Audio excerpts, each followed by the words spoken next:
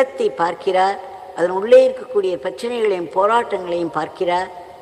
நமக்கு என்ன தேவையோ அதை கண்டிப்பாக செய்து கொடுப்பார். இதை நாம் மனதில் திரும்ப திரும்ப கொண்டு வந்து நாமம் சொல்ல பாக்கியம் கிடைத்ததே, பாக்கியம் கிடைத்ததே என்று ஆனந்தமாய் அதை சொல்ல வேண்டும். பகவான் எவ்வளவோ சொல்லியிருக்கிறார். நாம் ஒரு தெய்வம் சாப்பிட்ட மிச்சத்தை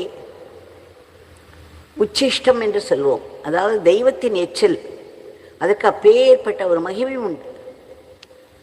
ஒரு பணிப்பெண்ணின் மகனாக இருந்த ஒரு சிறுவன் சாதுக்களுக்கு சேவை செய்ததினால், சாதுக்கள் வைத்த மிச்சத்தை சாப்பிட்டதனால் நாரத பெருமானாக ஆனார். ஆக அந்த ஸ்தூல வடிவமான அந்த எச்சிலுக்கே அவ்வளவு ஒரு பெருமை இருக்கிறது என்றால், பகவானுடைய வாயிலிருந்து வந்த உபதேசங்களும் அவருடைய எச்சில் தானே. ஆக